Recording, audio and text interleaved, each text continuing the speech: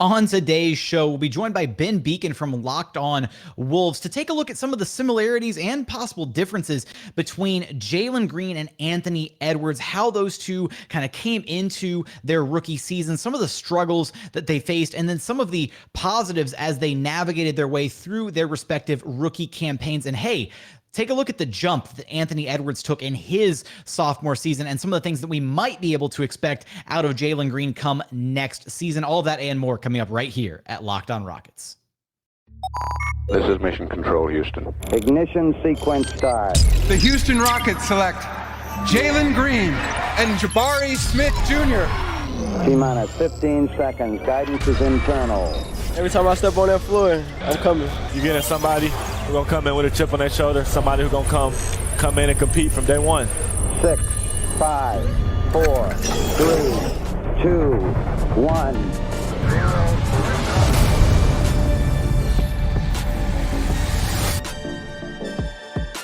What's up, and welcome to another edition of Locked On Rockets, your daily podcast home for everything Houston Rockets basketball. As always, I'm your host, Jackson Gatlin, native Houstonian and credentialed media member. I'm also the host of Locked On NBA Mondays, host of the State of the Rockets podcast, as well as the founder of ClutchCityControlRoom.com. Be sure to follow along on Twitter at JT Gatlin, and the show, of course, at Locked On Rockets. Now, today's episode is brought to you by BetOnline. BetOnline has you covered this season with more props, odds, and lines than ever before. BetOnline, it's where the game starts. Now, we are free and available on all platforms. That's Apple, Spotify, Google, the Odyssey app, and YouTube. Go to YouTube, search Locked On Rockets, like, comment, subscribe, all that good stuff. Joining us now to take a look at some of the similarities and potential differences between Jalen Green and Anthony Edwards and their respective careers to this point, what we might be able to expect from Jalen Green next season, is none other than Ben Beecken from Locked On Wolves. You can follow on Twitter at BBeacon. Ben, I appreciate you taking the time to join the program, man. Absolutely. Looking forward to talking a little bit about some of the more exciting, really two of the more, fun to watch young players in the league, I think. Absolutely. No, I think when, and maybe this is, too early to say this, but honestly, Ben, I think when we look at Anthony Edwards, Jalen Green, and just the talent level between these two shooting guards for years to come, this could be the very next, Kobe, Trace McGrady debate of kind of this next generation when you look at just the absurd amount of talent between these two guys. And that's kind of where I want to start things off here. As we, navigate this show, we're going to kind of look at some of the similarities and differences between these two players and how their two careers kind of mirror each other and what we maybe can expect as Rockets fans from Jalen Green moving forward as he approaches his sophomore year in the NBA. But I want to kind of wind the clock back here first. What were some of kind of your expectations, maybe the organizational expectations for Anthony Edwards coming into his rookie season in the NBA? Yeah, coming out of Georgia, there were a lot of questions about his shot selection, about his ability actually as a jump shooter. He was a below average 3-point shooter at Georgia. So those are probably the two biggest things. And then also like defensive want to, right? Like, and at the time, I went back and verified that this was true. At the time, I was advocating for the Wolves. Of course, they had the number one pick to take LaMelo Ball because I just thought, and of course, Ball ended up winning the Rookie of the Year and has already been an all-star. And you could argue has had a better career to this point than Ant.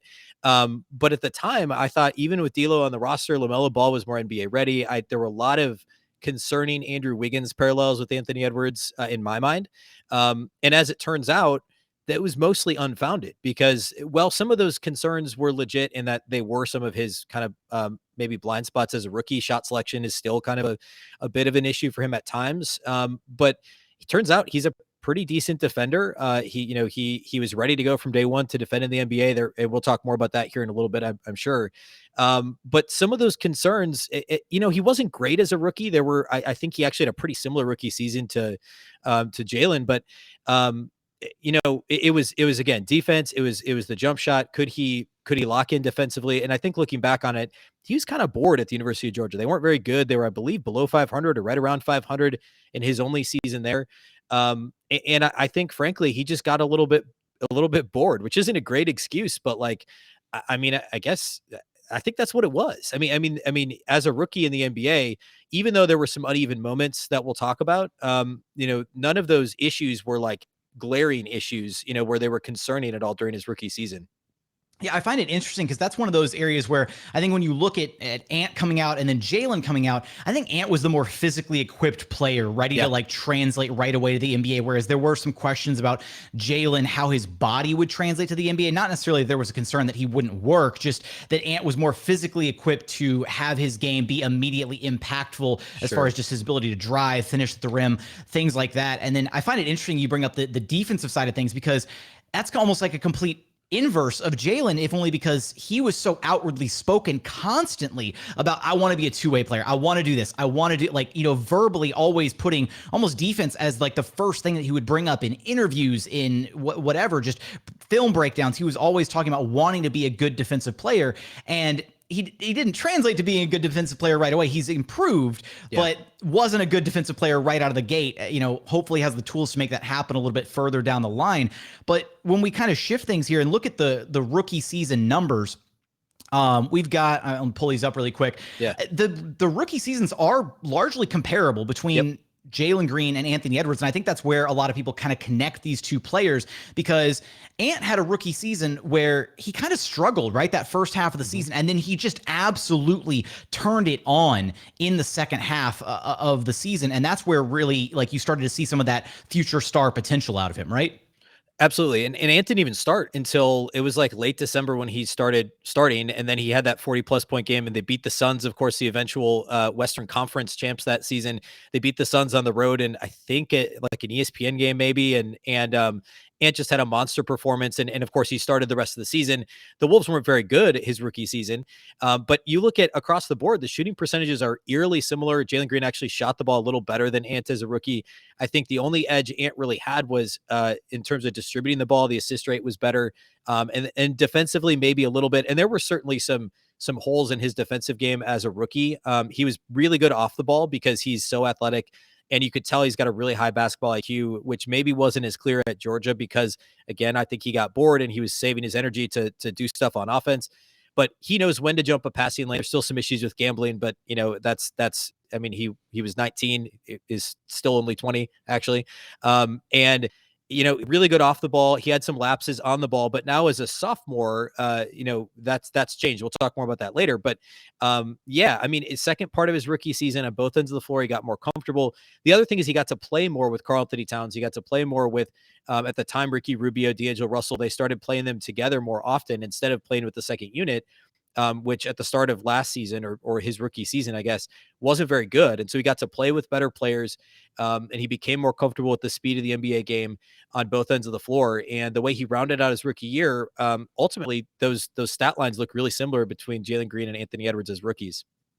Yeah, and I think, and I wonder, do you think it really benefited Anthony Edwards to have that opportunity to maybe come off the bench for a little bit and kind of be maybe a bit slowly, more like kind of worked into what the Wolves were trying to do rather than just being thrown into the deep end? Because that's something that, even though Jalen Green did start right away for the Houston Rockets, he was kind of brought along a bit more slowly than a lot of Rockets fans would have liked, much to their chagrin. Stephen Silas kind of utilizing Jalen as an off-ball player, kind of bringing him along a bit more slowly until, hits the second half of the season and kind of hits that second half post All-Star break stride where he really starts to kind of come into his own. And I think that Stephen Silas and the Rockets coaching staff should get a lot of credit for that because I do think it really helped him out. So I wonder, do you think that helped Ant out being brought along a little bit more slowly? I do. He wasn't running the offense at all when he was coming off the bench. And even when he started being in the starting lineup towards the end of his rookie season, he wasn't really initiating much offense. It was still D'Lo, it was still Ricky Rubio. And Ant said at the end of his rookie year that playing with Ricky Rubio helped a lot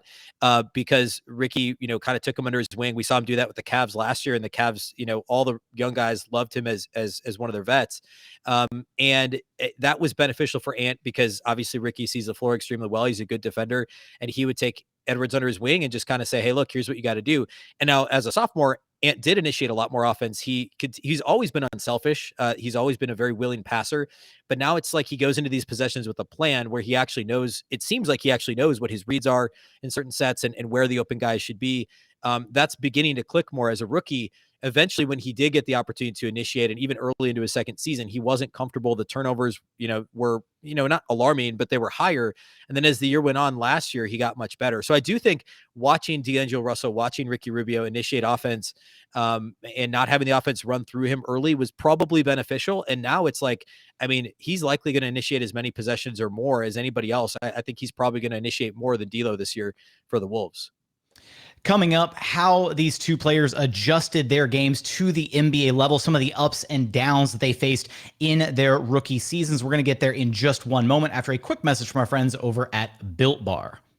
When it comes to protein bars, you've got to check out Built Bar. They are the #1 protein bar on the market, and for a great, great reason. Every single bar is coated in 100% delicious chocolate. They're not gritty or chalky like other protein bars.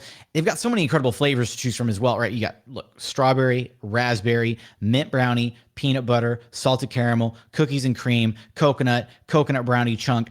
Just the list keeps going on and on and on. I could go on forever with them. Every single bar is low cal, low sugar, high protein, high fiber. Amazing if you're on a keto diet. Amazing if you're trying to cut back a little bit, maybe lose a little bit of weight. You can check them out. Just go to built.com and use promo code LOCK15 to get 15% off your very next order of the best tasting protein bars on the market. Again, that's promo code LOCK15 for 15% off at built.com. And continuing on here at Locked On Rockets, your daily podcast, home for everything Houston Rockets basketball. Continuing our conversation with Ben Beecken from Locked On Wolves as we compare Jalen Green and Anthony Edwards. Now, Ben, with Ant, looking at kind of some of the adjustments, going through his rookie season, what were some of the things that he was immediately came to the NBA and you could tell, all right, this is not going to be, an issue. He can, this part of his game translated immediately. And I don't want to blanket and just say, was the scoring there, right? Were there parts of his game that, either attacking the basket or operating out of the mid range or the shooting that didn't quite coalesce right away? Yeah, I think immediately the physicality was one of the biggest things. His first step, the ability to get to the basket, were his strengths as a rookie. And the shooting form was there, all that stuff. Some of the weaknesses I mentioned a minute ago, his turnover issues, and it wasn't, again, he wasn't initiating very often, but it's like he would get tunnel vision was the biggest thing, and that's still maybe his biggest issue. It just happens less often, where he gets, he's maybe not the #1 or #2 option in the play, especially as a rookie. He gets the ball and he's thinking, he predetermines I'm going to shoot a step back here, and you can kind of see him milk the shot clock, shoot a step back. That's a song and dance Wolves fans saw several times a game with him, especially as a rookie. Or he predetermines I'm going to take this guy to the basket, which is usually a better option anyway. But I think now he's at least, the reads are better. He's more comfortable with the speed of the game. He's more comfortable with the flow of the offense. He knows the play calls, and again, initiating more offense. So as a sophomore, we actually saw his usage rate tick down slightly, but his assist rate went up because, again, the reads are better. And he's also, this is something that maybe didn't get talked about much outside of Minnesota. He actually grew reportedly, and who knows, reportedly 2 inches from his rookie to sophomore year. He came into the league at 6'4", and now, everybody was saying he's really more like 6'6". His wingspan's more like 7 feet than it, or excuse me, 6'10", not 7 feet, 6'10" than it was like more like 6'9" coming into the draft. So that also helped because he already had the physicality, the build, the strength, the first step, and he's not slowed down at all. So I think kind of layering in and layering in some of those, the ability to see the floor better was huge for him, because that was a little bit of an issue as a rookie. If Jalen Green could sprout up another inch or two, and we're talking about a 6'7", 6'8" Jalen Green, then I don't want to get my hopes up here, but that's an incredibly enticing opportunity. And hey, Jalen's also just turned 20, right? So maybe he has another little growth spurt left in him somewhere. But I do think it's so interesting, right? The reads, especially as a ball handler at the NBA level, you have to be able to make those reads offensively. And I do think that was something that Jalen kind of struggled with at first, where his decision making just wasn't quite there, right? Almost, I don't want to say doubting himself, because Jalen and Ant to me do not strike me as guys who lack any ounce of confidence in their games whatsoever. But it's just the decision making aspect of, in the flow of the game, making those snap decisions about, okay, this is how they're defending this specific possession. I'm going to do this with the ball. I'm going to drive. I'm going to attack. I'm going to dish. All these little things. And Jalen still had that explosive first step, but one thing that really stood out about his game that got better as the season went along is he didn't necessarily have the physical side of things to kind of rely on like Ant did as far as finishing at the rim. And so Jalen would beat his defender, get the first step in, and he'd get to the rim, but he'd get blocked a lot because he was so reliant on just being faster and quicker than so many guys at the G League level and, in high school play before that, AAU, whatever. He didn't really have that that finesse finishing ability. Whereas as the season went on, he started being able to finish on both sides of the rim, learning how to use the basket to protect himself from shot blockers, even creating a little bit of contact and then finishing through that contact, which really helped elevate his game overall. Was there a point to you, Ben, where you saw Ant get more comfortable, like a defining point in that rookie season where you're like, oh, you can really tell like things slow down? Because for the Rockets and for Jalen Green, it was maybe a little bit post All-Star break when the Rockets had a game where Jalen started to look more comfortable, but he had his first, his breakout performance was against the Lakers, where he went on a tear, closed out the Lakers basically by himself in overtime. And that was almost like his all right, welcome to the NBA moment. You just took over a game for the first time. Yeah, thinking back now, and I guess I'm thinking back a year longer than you with Ant. I don't remember a specific game outside of that Suns game I mentioned earlier. I think that was right around the time he joined the starting lineup, and from that point forward, it was like, okay, this dude can really do anything. Like, he can take on anybody in the league. He can get his shot off, against anybody. And then there was obviously that dunk he had against the Raptors, the baseline dunk. This was, of course, the season with no fans, so everybody knows that dunk from a couple seasons ago. And like, that was another moment where it's like, okay, yeah, this can happen at any point. It was, so I guess that Phoenix game, I think I said earlier December, it was actually early March. He dropped 42 against the Suns. They won on the road against Phoenix, and he made 4 threes in that game, got to the line 13 times. And left some points there too. But he actually didn't shoot the ball that well from outside the arc or at the line, but he still dropped 42. And then from that point forward, it was like, okay, like he could do this against anybody. And the number of 20-point games went up massively, at a couple more 30-plus point games. They finished the season with a meaningless win over the Mavericks, but he scored 30 in that game. And I remember thinking, okay, the Mavericks are playoff bound. Like, just seeing Ant do that against good teams towards the end of his rookie season was really big. And you mentioned finish at the rim. That's actually still an area he needs to improve at a little bit. He shot the ball less at the rim his second season than he did as a rookie. And I think part of that was a conscious decision because he took a lot of wear and tear. And he did have some knee and some ankle stuff this year, like right around the All-Star break. And you can trace back to when that happened. And he had a couple quieter games right after he got banged up a little bit. But the free throw rate stayed exactly the same from rookie year to second year in the league. And it's a little bit higher than I think what Jalen Green's was as a rookie. And so Ant's still finding ways to get to the free throw line. I think that's kind of the next frontier for him, is getting to the line more and also absorbing contact better. He I think sometimes anticipates contact that doesn't come, and he kind of sloppy left-hand finishes some of the time. And for a guy of his size and athletic ability, he should finish at the rim even better than he does. That's probably the next place he could take a leap, score a couple more points a game at the rim or get to the line twice more a game. And you're going to see that scoring average go from, the low 20s to the mid 20s pretty quickly. Did it ever feel like to you that Ant was, again, I don't want to say the word, lacking confidence, because that's just not the right, set of words to use. But throughout Jalen Green's rookie year, it felt like the Rockets were kind of juggling a lot of different variables. They had Christian Wood, what is his future in Houston? Is he the number one option? Like, what are things going on there? They were balancing, the Kevin Porter Jr. at point guard experiment. They just had so many moving parts to where at times it felt like Jalen was, not wanting to step on anybody's toes out there, or at times just, kind of deferring to these other guys in the roster a little bit too much. Did you ever see any of that out of Ant, where it's like, okay, I'm just going to defer to D'Lo or defer to Cat? And was there a point where he just started to realize, no, I'm just as talented, if not more talented than these guys. I'm going to take the shots that I feel like I need to take? I think maybe just early in his rookie year, and that was mostly when he was coming off the bench. I do remember some specific occasions where it felt like he was deferring, and I remember Ricky Rubio being the guy who would go over to him and they talk about it after the game, and he'd be like, "Yeah, I just told Ant, like, hey, you can score against anybody. It doesn't matter who's guarding you. You're athletic. You can score." And that was an early rookie season thing, and then past that, it hasn't really been an issue. At times last year, and I think we can trace this back to the knee injury that he had, and then the sprained ankle he had right before the All-Star break, where you could tell that he was a little bit hobbled and was passing up an opportunity when he normally would take a difficult step back, or he normally would try and take somebody to the rim. and he was passing up those opportunities a little more frequently.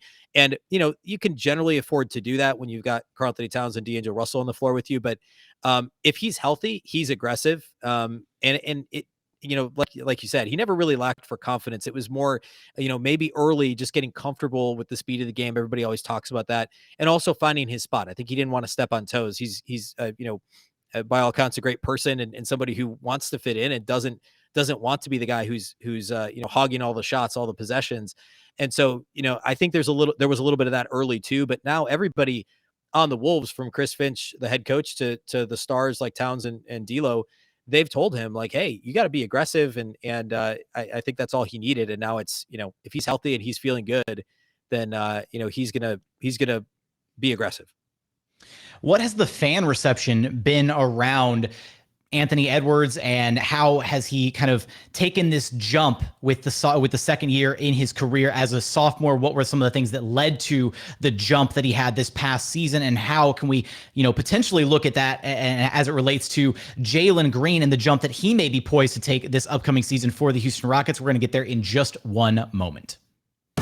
And final segment here at Locked On Rockets, your daily podcast home for everything Houston Rockets basketball. Now, Ben, what has been, with the Wolves, I feel like it's maybe a bit of a different circumstance, because with the Rockets, right, they drafted Jalen Green and he immediately became like, all right, yeah, this is our guy. This is our cornerstone. This is the future, like all that. Whereas Ant kind of came into a situation with a guy who was already kind of the cornerstone in Karl-Anthony Towns. How has the fan reception been around that? And I even remember posing this question back during the Wolves playoff run where I was like, is Ant already the best player on the Wolves? And, what has that been like to kind of see that adjust? How has how has Cat kind of responded to that? And is it safe to say that Ant is the best player on the Wolves right now? Yeah, if this were 3-4 years ago, I'm not sure that Karl-Anthony Towns would have handled it as well as he has. But now, Towns just got his Supermax, so he's good to go. He had his press conference on Thursday, talked glowingly about being in Minnesota, about how it was go time for him and Ant. He brought up, Kobe and Shaq and, winning a championship and all this stuff, because that's Cat. And also, what else are you going to say when you're asked? And I think they're both fun loving. They're different personalities, but there's also some similarities. They're both happy go lucky. Like, it's all about the team. Like, they'll say all the right things to the media. But Cat is much more measured when he speaks to the media. And he's very, like, going back to when he was first drafted from Kentucky, at sometimes it's almost like too rehearsed, too, like he knows exactly what he's going to say. And Ant will, he famously was ordering McDonald's on his phone during a post-game press conference last year. Like, he just says whatever comes to mind. Happy go lucky. Fans love that. And, the fans in Minnesota love him. And Towns, he's been there. They were bad when they drafted him. They made the playoffs with Jimmy Butler. There was the Butler-Towns fallout, and then they were bad again. There was the Ryan Saunders stuff. Then there's the Gerson Rosas firing under somewhat murky circumstances. Just, I guess, under a year ago. Still, it feels like 3 years ago.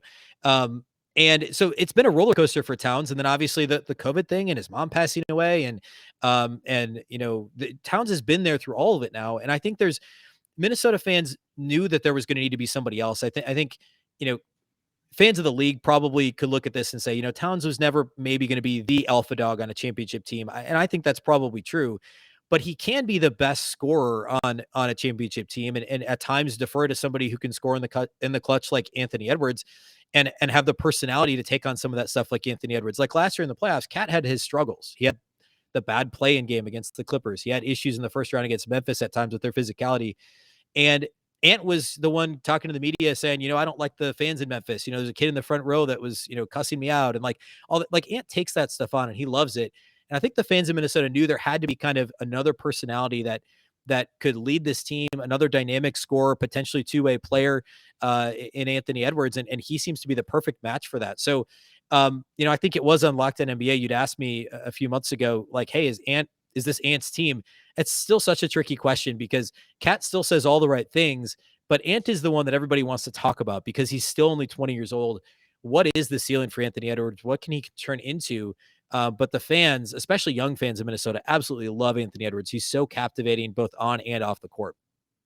I think that's kind of one of the questions facing the Rockets a little bit too, is, not is this Jalen Green's team? I think especially he is the alpha on this team. It is very, very, very much, he's the Rockets cornerstone moving forward, but is he going to embody that, both, be the best player, the number one scorer, all of that, and also be kind of maybe the heart and soul of the team as well, which it seems like that's kind of the dichotomy there between Ant and Cat, is maybe Cat's still the number one scorer, the number one guy, but then Ant kind of embodies some of the, the leadership values of what's needed to take a team all the way to the promised land, to the next level, that kind of thing.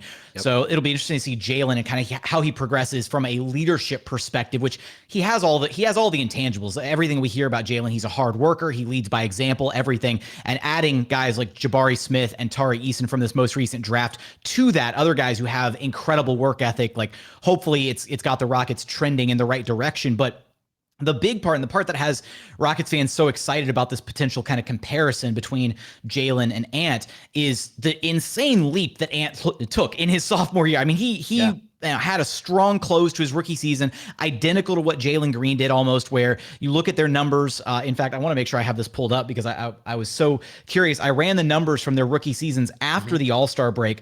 And Jalen Green wound up averaging 22 points per contest on about 48% shooting from the floor, and then 39% shooting from three. And then Anthony Edwards averaged almost 24 points per game on 45.5% shooting from the floor, and then 35% shooting from three. So the three-point shooting, not quite as good. Just the overall efficiency, not quite as good, but slightly more points per game. Got a handful of field goals more per game than Jalen did, but very similar numbers to just closing out that rookie season strong. And even Jalen, he had had 30 plus in 6 of his final 7 games as a Rocket to close out his rookie year, including the 40 piece to round out the final game of the season. So what steps did you see Ant take in that summer between his rookie season and then his sophomore season? What was the thing that really stood out to you about how he adjusted his game coming into his sophomore season that really allowed him to take that next step? Yeah, I think he just became a better shooter. And I think a lot of that was summer work. Like, I wish it was more, and we talked a little bit about the distribution and the ability to read defenses better, the defensive improvement, but he shot better from every single zone on the floor as a second year player than he did as a rookie. You go through Basketball Reference, go 0 to 3 feet, whatever, all the different, every single one of those ranges, he was up in terms of percentage. The catch and shoot 3-point shooting is, and I think I should also say, I think the reason he worked on that so much was because teams were giving him space. They didn't want to get beat by Anthony Edwards. They didn't want to be the next poster because everybody saw him do that as a rookie. And so teams were playing back off of him, and they're still doing that because you'd rather have Ant shoot a step back than Ant dunk over you. But they have to respect it a little bit now. And he gets hot and like so many players do. And he just he can't miss from 3 at times. And then he goes through these funks. And that's where we end up with kind of a league average 3-point shooting number. However, his second season, his catch and shoot number as a rookie, he shot only 33.5% on catch and shoot threes. So well below league average. That improved to 41.3% last year, which is 7.8%, basically 8 points, a catch and shoot improvement. And on a team with Karl Anthony Towns, the reigning 3-point contest champion, Ant was actually the best catch and shoot 3-point shooter. Barely. He edged out Cat in that category, but he was the best catch and shoot 3-point shooter on the Timberwolves. So you get a D'Lo Cat pick and roll, or now a D'Lo Rudy Gobert pick and roll with Cat posting up, or Cat spotting up beyond the arc, and Ant doing the same thing in the other corner. And then Ant can pump fake and drive, or Ant can let it fly and shoot 42% and catch and shoot threes. That's really dangerous. And I think that's the biggest difference for me, other than being able to read the defenses and applying himself better with one-on-one defense. I think it's really the catch and shoot 3-point shooting and the efficiency improvement from everywhere on the floor. Every single zone on the floor, he improved. And that's clearly work in the summer. It's being a little bit more comfortable with the game. And the team was also better too. So he got more open looks, but I think that's probably the biggest thing, is he just became a better all around shooter as a second year player. Did you see anywhere in Ant's game where he kind of maybe started to develop a bit of a go-to move, if you will? Because for Jalen, what he wound up doing, and this was part of the thing that kind of drove me a little crazy throughout his rookie year, is in the G League, we saw him have this kind of patented mid-range step back that he would get to, which felt really effective because at times, maybe, defenses are closing out at you at the 3-point line, forcing you to drive in, but you don't want to go all the way in because, you're dealing with the land of the trees at that point. And it felt like he would go to this mid-range move to either create in isolation or to just stop and pop in the mid-range. And he didn't do that for like the first 2/3 of his rookie season. And then he started to roll that out just randomly. He was like, yeah, I know I need to start getting back to the mid-range. Defenses aren't letting me get to the rim and they're closing out hard on the 3-point line. So I've got to have something else to go to. And he just seemingly pulled it out of his bag out of nowhere, like just dusted it off a little bit. And then that's how he took over that game against the Lakers. He had some mid-range buckets in that game that he otherwise would have ignored earlier in his rookie campaign. Was there anything like that with Ant where suddenly he has this one like de facto go-to move that is his bread and butter at this point in his career? Not really one that's effective. Actually, Ant's game is most effective when he's just not thinking and he's just going, his best, when he's at his best is when he can take a dribble handoff and straight line drive to the basket, or take a dribble handoff and pull up for a jumper from the perimeter. But he loves the step back three, and the numbers aren't great. But again, when he gets hot, he knocks that down. He looks, it's at times almost kind of a James Harden-esque move and if he improves that efficiency anywhere near where James Harden has been with it at the peak of his career, then, it's over. He's going to be an unstoppable scorer. He does like going right to left, and he was a little more willing to shoot from mid-range his second year than he was as a rookie. And the efficiency there was good, but he has a right to left crossover and he's more comfortable going left than he was as a rookie. Again, like I mentioned earlier, finishing at the rim is still a little bit of an issue, especially on the left side. But he can get to his left and get to the rim, using either hand. And then it's just a matter of finishing. So I think with a little more polish, that step back and then the right to left, and, because teams are trying to force him left, the willingness to go to his left hand and still have that quick first step and then finish at the rim. Those are probably, the next area where he could, if he's working on that this summer, that step back and getting to the left hand are going to make him genuinely unstoppable. Those are a couple of the areas that I'm really hoping to see Jalen Green kind of grow in this summer as well. I thought he was, throughout his rookie campaign, a bit of an underrated playmaker, kind of the ability to make some of those reads as the season went on. And I do think that's something that Jalen really excelled at, is just identifying, okay, I'm doing this wrong. How do I fix it? How do I adjust it? And then making those adjustments in his game throughout the season, to where defensively we saw him kind of growing and making these adjustments, making better reads defensively as the year went on. A lot of times it takes players an entire offseason to kind of grasp a new concept or add something to their bag offensively. And we saw Jalen kind of doing these things in the middle of a season, which takes a lot of skill to be able to just add stuff to your game and really pick up on schemes and reads and things like that, over the course of an NBA season. Ben, are there any other, anything else that jumps out at you about these two guys, Ant and Jalen, any similarities in their games that we haven't spoken about yet so far? For me, and admittedly, I saw Jalen a lot less than I saw Ant last year. I think it's the joy and the confidence that we already talked about is the biggest thing. Both of those guys are, they don't lack for confidence. They play the game with a joy, with a level of like, hey, you can't stop me. I can beat anybody one-on-one. And I think that's the biggest thing. And then everything you've talked about, how Jalen's willingness to just improve in certain areas. That's something that everybody says similar things about Anthony Edwards, that he, to a person, coaches and players say like, hey, he listens.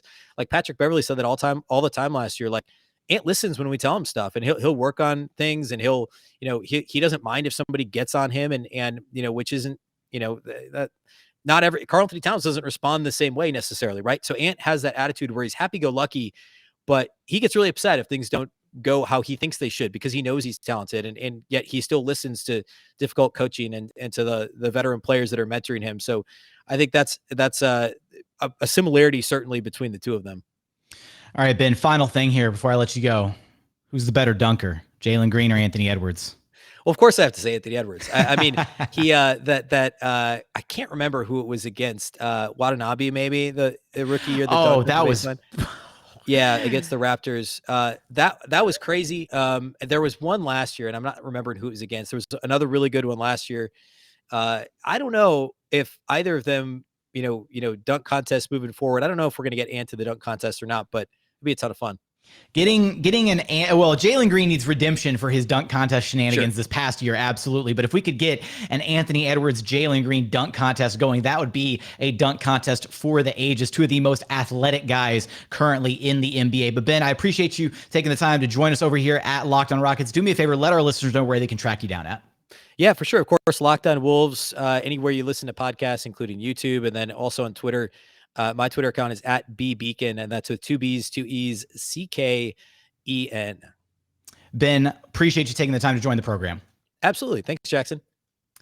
That's going to do it for today's episode of Locked on Rockets. If you haven't done so yet, please consider subscribing wherever you listen to your podcasts, Apple, Spotify, Google, the Odyssey app, free and available on all platforms. We're also on YouTube. Just go to YouTube, search Locked on Rockets, like, comment, subscribe. Remember the mantra, Florida House, Florida Team, 4D algorithm. Go comment on the YouTube page. It helps out a ton. But as always, thank you so much for watching. Thank you so much for listening. We look forward to having you back right here at Locked on Rockets, your daily podcast home for everything Houston Rockets basketball.